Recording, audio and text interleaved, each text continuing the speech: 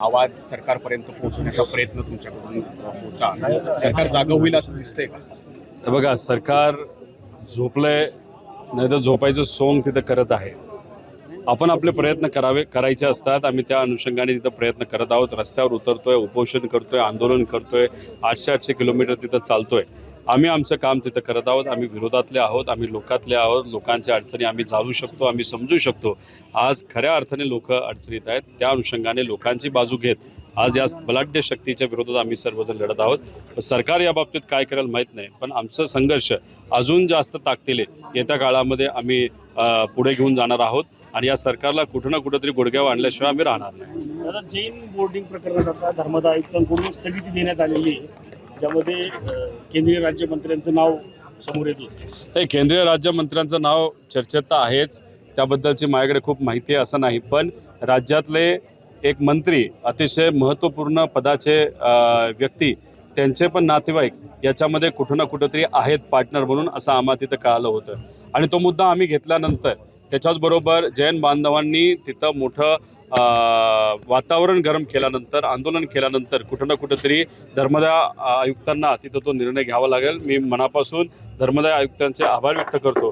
खरं तर धर्मदाय आयुक्त आपण जर बघितलं तर ते तसं ज्युडिशरी येतं, नाहीतर वकिली येतं, नाहीतर आपण ज्याला न्यायव्यवस्था येतं त्याला त्याचं म्हणतो. खरं तर सरकारकडनं हा कुठेतरी निर्णय घ्यायला पाहिजे होता. सरकारमध्ये असणारे काही नेते जर पैसा खाण्यासाठी मंदिर हटवणार असतील आणि जैन समाजाचं हॉस्टेल तिथं हडप करून एक 3,000-4,000 कोटीची बिल्डिंग बांधणार असेल तर सरकारकडनं निर्णय घेतला पाहिजे होता. पण दुर्दैवाचं सरकार त्या बाबतीत कुठेही लक्ष द्यायला तयार नव्हतं. शेवटी या लढ्याला यश आलं, लोकांच्या लढ्याला यश आलं आणि ते जर न्याय कोणी दिला असेल तर धर्मदाय आयुक्तालय त्या ठिकाणी दिला. पण फक्त फाईल मूव्ह होताना एवढी फास्ट फाईल कुठल्या टेबलवर आणि कुठल्या विभागात मूव्ह झाली हे सुद्धा कुठे ना कुठे त्याचा अभ्यास केला गेला पाहिजे असं वाटतं. शनिवारच्या संदर्भात आपण पाहिलं तर मेधा कुलकर्णींकडून आंदोलन देखील झालेलं आहे. त्यामध्ये कुठेतरी हिंदुत्वाचा पुन्हा एकदा तिथं समोर येताना पाहिलं. बघा, आपण जर गेलो तर जो काही शनिवार वाडा आहे त्याच्या इतिहासामध्ये सुद्धा आपण जाऊ शकतो. पण आम्हाला काय वाद वाढवायचा नाही. आमचं एवढंच म्हणणं आहे की जैन समाजाचं आंदोलन तीव्र होत असताना जैन समाजाच्या लोकांना न्याय मागण्यासाठी रस्त्यावर उतरायची जेव्हा वेळ आली, मंदिराचा मुद्दा जेव्हा पेटला होता, त्या विषयावरचं लक्ष बाजूला जावं यासाठी भाजपने स्टंटबाजी केली, असं एवढंच आमचं तिथं मत आहे. बच्चू कडू जे आहेत त्यांनी एक वक्तव्य केलं आहे की शेतकऱ्यांनी स्वतःला संपवण्यापेक्षा आमदारांना संपवावं असं भडकावू. बच्चू कडू हे आक्रमक नेते आहेत. त्यांच्या भावना या योग्यच आहेत, शेतकऱ्याच्या कष्टकऱ्याच्या बाजूली आहेत. पण बोलत असताना आपण जेव्हा आक्रमक होतो त्यातून आपल्या मुखातून काही 4 वेगळ्या गोष्टी सुद्धा जात असतात. संतांचा विचार आणि महामानवांचा विचार आपण जेव्हा स्वीकारतो आणि त्या विचाराने जेव्हा पुढे जात असतो तेव्हा अशा पद्धतीने कापाकापी करणं नाहीतर आमदारांना मानणं अशा भाषा कधी येत नसतात. त्या भाषेचा आम्ही निषेध करतो, पण त्यांच्या भावना या महत्त्वाच्या आहेत असं या ठिकाणी नमूद करतो. संजय शिरसाट आता म्हणतात की जे शेतकरी होते त्यांच्या वडील हे आमचेच कार्यकर्ते होते, त्यांची इच्छा होती की मी माझ्या हातातून त्यांचा जो उपोषण आहे ते या ठिकाणी सुटावं म्हणून त्यांना ते घरी घेऊन आले आणि असं. म्हणजे आता ते म्हणायला काही म्हणतील ना. आता असले नग जर भरले असतील या सरकारमध्ये, या सरकारचं करायचं काय? म्हणजे आता तुम्ही कुणी असला, मित्र असू नाहीतर एखादा जवळचा व्यक्ती असो, उपोषण करत असेल तर तो काय स्वतःसाठी करत नसतो. त्याच्या भावना या शेतकऱ्याच्या बाजूच्या असतात, शेतकऱ्यासाठी असतात, नाहीतर सामान्य लोकांसाठी असतात. त्यामुळे उपोषणाच्या ठिकाणी वेळात वेळ काढून, आता त्यांना थोडा वेळ कमी आहे ना, तिथं सिडकोची जमीन खाण्यासाठी 50,000 कोटी रुपये आता कुठं पचवायचे हा एक मुद्दा असेल. हॉटेल कुठलं विकत घ्यायचं, जमिनी कुठला विकत घ्यायचा, याच्यामध्ये कदाचित ते व्यस्त असतील, त्यामुळे त्यांना वेळ झाला नसावा. असल्या नगांना या सरकारमध्ये राहण्याचा कुठलाही अधिकार नाही. त्यांनी आता दिवस मोजायला सुरुवात करावी. सिडको या प्रकरणामध्ये 100% त्यांना तिथं राजीनामा हा द्यावाच लागेल. त्यांचे नेते म्हणजे एकनाथ शिंदे स्वतः शेती करतात. त्यांचे अनेकदा व्हिडिओ तुम्ही पण बघितले असतील. सातारा जिल्ह्यात त्यांचं गाव आहे, तिथं जाऊन ते शेती करतात. परंतु त्यांचेच हे संजय शिरसाट बघा, देवेंद्र फडणवीस साहेबांनी मला पुरावा मागितला होता. कशाच्या बाबतीत? सिडकोच्या बाबतीत 12,000 पानाचा पुरावा दिला, पण त्या बाबतीत ते चूप आहे. नुसते पुरावे मागायचे, दिले की गप्प बसायचं. तसंच एकनाथ शिंदे साहेबांचं आहे. एकदा धाडस दाखवायचं असेल ना, शिरसाटांना घरी बसवा.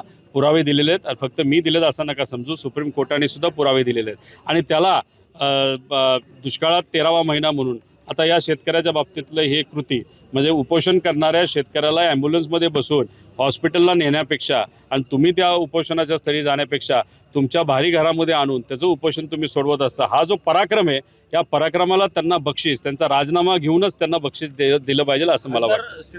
श्रीकांत शिंदेंनी एक बैठक घेतली, त्यामध्ये नाराजीचा सूर पाहायला मिळतो की स्वतंत्र लढायचं, युतीमध्ये नको. नागपूर असेल, नाशिक असेल, अन्य ठिकाणी विरोध होताना पाहायला मिळतो. आता भाजपमध्ये नक्की कशामुळं असेल? ते बघा, नाराजगीचा सूर आहे असं आपल्याला म्हणता येणार नाही, पण एकनाथ शिंदे साहेबांच्या पक्षाला आणि अजितदादांच्या पक्षाला कुणकुण लागलेली आहे. पर्याय राहणार नाही, भाजप त्यांना वेगळंच लढायसाठी सांगणार आणि तसाच आदेश हा दिल्लीवरनं आणि महाराष्ट्राच्या भाजप श्रेष्ठींकडून येणार हा अंदाज लागल्यानंतर एक वातावरण निर्मिती करतात, कार्यकर्त्यांना बोलायला सांगतायत की बाबांनो आपण वेगळं लढू. काही नाही, भाजपनेच सांगितलं आहे वेगळं तुम्हाला लढावं लागतील. म्हणजे 2029 लोकसभा आणि विधानसभा याची तयारी आत्तापासून सुरू झालेली आहे. जसं ऑपरेशन लोटस 1 याच्यात आमचा पक्ष तोडला, उद्धव ठाकरे साहेबांचा पक्ष तोडला, आता आपल्याला म्हणावं लागेल ऑपरेशन 2 ही सुरुवात झालेली आहे. आता स्थानिक स्वराज्य संस्था वेगळे लढतील आणि 29च्या आधी दादांचे बरेचसे आमदार आणि एकनाथ शिंदे साहेबांचे बरेचसे आमदार हे भाजप नक्कीच स्वतःकडे घेतील आणि त्यांना तिथं लढवतील. पण ऑपरेशन 2 लोटस करा, नाही तर 3 करा, नाही तर 5 करा. आता लोकच तुम्हाला कंटाळलेले आहेत. लोकच म्हणतील की या लोटसला आपलं चिखलात आणि तिथंच ठेवलेलं बरं आहे आणि इकडं मात्र आपल्याला लोकांची रयतेची सरकार आणण्यासाठी वेगळा प्रयत्न तिथं करावा लागेल. म्हणजे मोठे म्हणतात की 250 दिवस माझ्यावर मीडिया ट्रायल झाली, त्या दरम्यान मी 2दा मरता वाचतो. ते त्यांनाच माहिती असावं, मला माहीत नाही. आता ते आजारी होते, त्यातून ते बरे झालेत असं थोडंसं दिसतंय त्यांचं भाषण वगैरे ऐकल्यानंतर. आता ते अजून चांगले बरे व्हावेत एक व्यक्ती म्हणून मी त्या ठिकाणी अशी इच्छा इथं व्यक्त करतो. फक्त कृपा करून मला या सर्व नेत्यांना एवढंच सांगायचं आहे, बाबांनो, बहुजन समाजाचा शेतकरी अडचणीत आहे, बहुजन समाजाची युवा अडचणीत आहेत, बहुजन समाजाच्या महिलांवर अत्याचार या महाराष्ट्रामध्ये मोठ्या प्रमाणात वाढत आहेत. त्यामुळे नुसतं जातीवाद वाढवण्यापेक्षा बहुजन समाजाच्या बाजूने 4 शब्द जर तुम्ही बोललात तर लोक नक्कीच तुम्हाला परत एकदा स्वीकारतील. आणि राहिला प्रश्न इतर गोष्टींचा, अजून त्याची ट्रायल सुरूच आहे.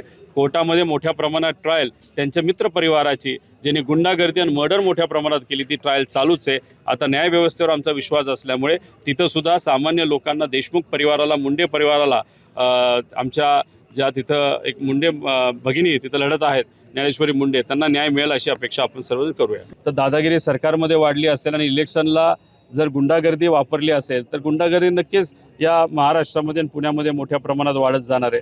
त्यामुळे जे गुंड प्रचारात होते आता त्यांना असं वाटतंय की आपलंच सरकार आलंय. म्हणजे गरिबाला कुठंच वाटत नाही आपलं सरकार आलंय, पण गुंडांना, कॉन्ट्रॅक्टरला, पैसेवाल्यांना मात्र आणि काही ठराविक सत्ताधारी लोकांचे जे बिल्डरचे मित्र आहेत त्यांना वाटतं की आपलं सरकार आलंय, गरिबाचं आलं नाही. त्यामुळे गुंडागर्दी ही कमी होण्यासाठी आम्ही जर संघर्ष करतच आहोत, पण सरकारकडनं त्या बाबतीत कुठेही ठोक निर्णय नाहीतर योग्य असे निर्णय घ्यायला कुठे घेतलेले दिसत नाही. महाराष्ट्र देशामध्ये गुंडागर्दीसाठी 1 नंबर आहे, करप्शनसाठी 1 नंबर आहे आणि त्यात पुणे या महाराष्ट्रामध्ये गुंडागर्दीसाठी 1 नंबर आहे आणि करप्शनसाठी सुद्धा 1 नंबर आहे. म्हणजे पुणे कशासाठी ओळखलं जात होतं तर शिक्षणाचं माहेरघर म्हणून ओळखलं जात होतं. आज गुंडागर्दीचं आणि करप्शनचं माहेरघर म्हणजे पुण्याची पूर्णपणे ओळख नवीन पुण्याच्या शिल्पकारांनी बदलली असं आपल्याला म्हणावं लागेल.